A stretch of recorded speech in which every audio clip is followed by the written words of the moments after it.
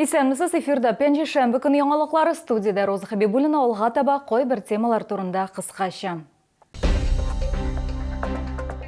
Батырлык, кыюлык һәм фидакарлык өчен һәлак булган хәрбиләрнең туганнарына батырлык орденнары тапшырдылар.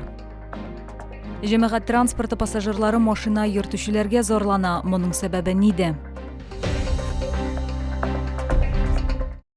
Пассажирлар җәмәгать транспорты йөртүчеләрне зарлана. Чаллылылар сүзләренчә, еш кына автобуслар туктамыйча үтеп китә, кайбер машина йөртүчеләр пенсионерларны мыскыл итә, транспорт карталарын кабул итми. Җәмәгать транспорты пассажирларының берсе белән хезмәттәшебез аралашты.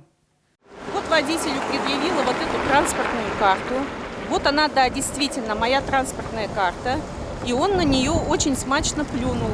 Чаллылы сүзләренчә, бу хәл 27 октябрьдә 7 маршрутта булган автобус йөртүчеләренең мондый мөнәсәбәтенә даими түзәргә туры килә дип зарлана Гөлнара Гыйльмуллина. Кайбер машина йөртүчеләргә акча урынына транспорт картасын күрсәтү ошамый ди ханым. Тагын бер күңелсез хәл яз көне булды дип искә ала шәһәрдәшебез.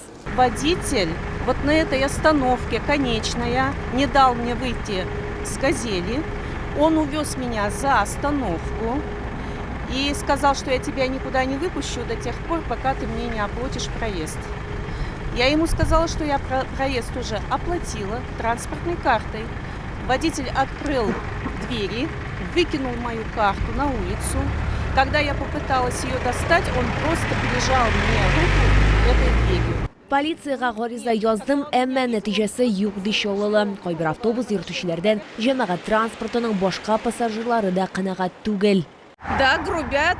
И вот буквально сюда ехала, меня чуть не за шкирку не выкинули. Почему?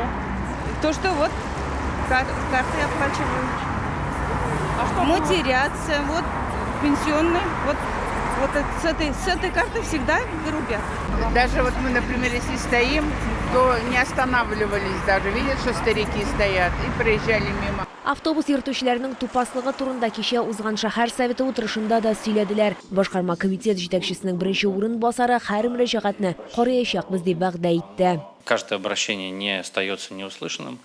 У нас в автобусах установлены видеокамеры с возможностью аудиозаписи, поэтому мы по каждому случаю такому разбираемся и дается оценка.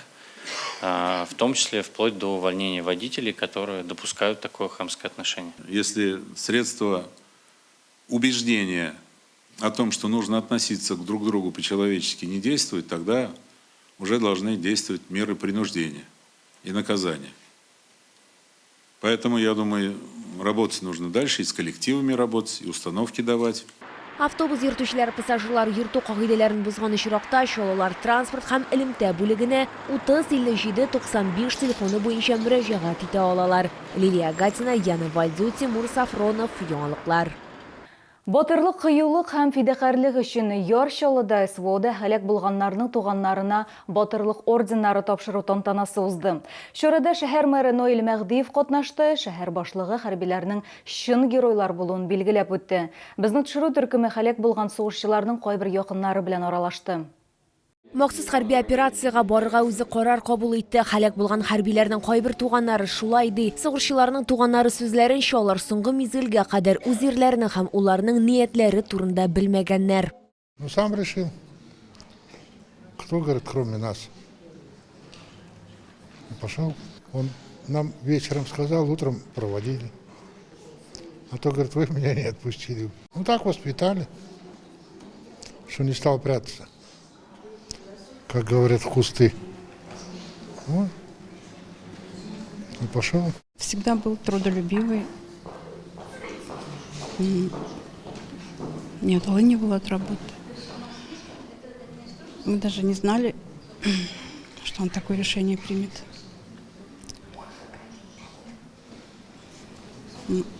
Не побоялся. Он сам заключил контракт и уехал, сказал, что он должен защищать Родину, что он должен служить. Уговаривали, и все равно уехал. В школе милиции Колкан отучился, и в ГБР работал. То есть правопорядок, то, что вот это охранять все это у него как заложено было. И уже по своему зову сердца пошел туда. То есть отговаривать бесполезно было. Шолының 22 хәрби үлгәннән соң дәүләт бүләкләре белән бүләкләнде. Халык булган сугышчыларның туганнарына батырлык орденын мэр Нойль Махдиев тапшырды. Шәһәр башлыгы үзенең кайгы уртаклашуын белдерде. И город Набережные Челны чтит память наших героев. Именно каждого из них сегодня высечены у мемориала «Вечный огонь». Родина мать. Во многих школах, где учились наши боевые парни, есть уголки, музеи, говорящие о их подвиге. Халык булган хәрбиләрне 1 минут тынлык белән искә алдылар. Лилия Катина, Эльмира Гайнетдинова, Кирилл Хабзей, Яңалыклар. 2024 елның 6 ноябрына кадәр Татарстанда балаларның юл транспорт травматизмын профилактикалауга юнәлдерелгән масштаблы көзге каникуллар чарасы узачак. Статистика буенча 2024 елның 9 айы эчендә шәһәр юлларында 16 яшькә кадәрге балалар һәм яшүсмерләр катнашында 61 юл транспорт һәлакәте теркәлгән. Нәтиҗәдә бер бала һәлак булган һәм 65 төрле дәрәҗәдәге җәрәхәтләр алган. 33 юл транспорт һәлакәтендә балалар җәяүлеләр сыйфатында булган, шуларның 16-сы бәлиғ булмаганнарның саксызлыгы аркасында килеп чыккан. Профилактик чара кысаларында балалар күпләп була торган урыннарда балаларны йөртү кагыйдәләрен бузуларны кисәтү буенча чаралар узачак. Шолы халкы тарихта без излебез республика фестивалендә актив катнаша. Чара 2019 елдан бирле үткәрелә һәм шәҗәрә традицияләрен саклауга һәм үстерүгә, гаилә бәйләнешләрен һәм буыннар дәвамчанлыгын ныгытуга юнәлдерелгән. Гаризалар кабул итү әле тәмамланмаган, аны 5 ноябрьгә кадәр бирергә мөмкин. Узган ел беренче урынны Халиуллиннар гаиләсе алды. Алар моңа ничек ирешкән? Лилия Гатина материалында. Гөлфия Халиуллина гаиләсе Чалда 35 ел яши, шуның соңгы 2-3 елында ханым үзенең шәҗәрәсен өйрәнү белән мәгълүм. Тарихта без излебез конкурсы турында белгәч, анда катнашырга була. Конкурсантлар буыннан буынга тапшырыла торган рецептлар буенча милли ризыклар әзерләгән, үз нәселләре турында сөйләгән, шәҗәрә агачы тәкъдим иткән.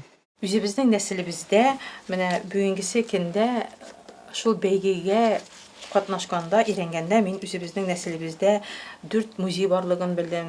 Шулай ук үзебезнең гаиләбездә ирем ягыннан булган 5 буыннан бирле сакланган намазлыклар, 5 буын намаз эзелмәгәнлеге турында, 100 елдан артык бит инде намаз эзелми. Менә шулар турында тарихлар, буклетлар яздым. Әйтик, аларның нәселендә табиблар, укытучылар, рәссамнар һәм дизайнерлар күп. Аларның эшләрен берләштереп, шәһәрдәшебез хәтта журналда чыгара. Әгәр дә ки мин моны бу юнәлешне өйрәнмәгән булсам, мин белмәс идем үзебезнең мин 4нче буын вәкиле тегү, чигү, туку буенча, бәйләү буенча үземнең 4нче буын вәкил икәнлегемне. Бүгенгесе көндә минем кызым дәвам итә. Барлык кирәкле мәгълүматны Гөлфия Халиуллина туганнары белән бергә җыйган, ата-бабалары яшәгән шәһәрләр һәм районнар буйлап йөргән, оныклары да булышкан. Мин бу бәйгедә безнең 4 музей барлыгын белдем. Узган елгы конкурс нәтиҗәләре буенча Халиуллиннар гаиләсе муниципаль этапта 1нче урынны яулады. Аларның нәсел шәҗәрәсендә 2804 кеше исәпләнә. Зона этабында гаилә 2нче урынга лаек булды. Иске 5 буынны өйләренә барып, телефоннардан шалтыратып, менә 2804 кешене туплап шәҗәрәгә чыгардык инде. Бу бик зур эштә хезмәттә минем туганнар булышты бик күп. Алар мәгълүматлар бирделәр. Шулай ук минем бер туган Тәслим апам компьютерда җыйды бу әйберләрне. Эштәге эшчеләрем дә булыштылар инде. Бик күп хезмәт кирде бу безнең бәйгегә инде. Конкурста теләгән һәркем катнаша ала. Гаризалар 5 ноябрьгә кадәр кабул ителә. Җиңүчеләргә дипломнар һәм акчалата бүләкләр тапшырылачак. Барлык сораулар буенча сез үз экраннарыгызда күргән телефоннан мөрәҗәгать итәргә мөмкин. Лилия Гатина, Сергей Вильданов, Яңалыклар.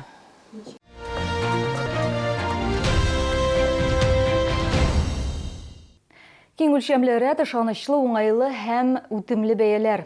Чаллыда Белоруссия оя киемнәре күргәзмә ярминкәсе эшен дәвам итә. Оя киеменнән тыш биредә төрек текстиле дә сайларга була.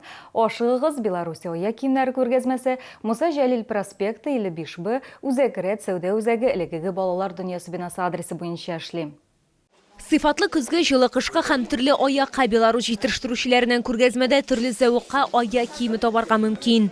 Женские полуботинки с широкой раскрываемостью и большой полнотой, выполненные из мягкой натуральной кожи, которые предназначены для людей с проблемными ногами. Широкий закругленный закрытый мыс обеспечивает удобство и защиту пальцев стоп, а резинки позволяют плотно зафиксировать обувь на ноге и отрегулировать полноту. Также обеспечивают комфорт для стопы при длительном ношении. Модель оснащена устойчивой нескользящей подошвой. Көп кенә шоулар һәм шәһәр кунаклары Белоруссия киемнәре сыйфатын лаеклы бәйләргә өлгерде.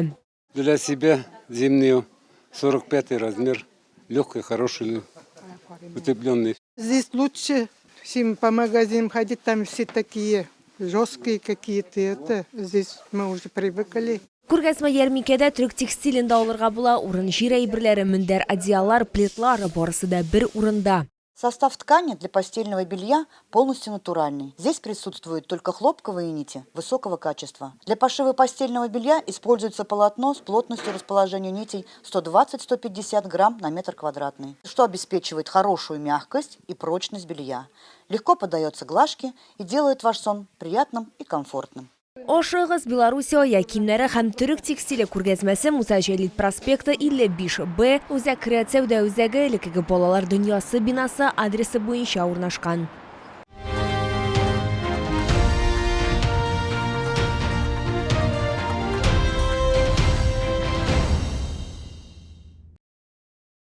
Бүген нышлар мин Роза Хабибуллина сезнең белән сау булашам, исән сау буласыз.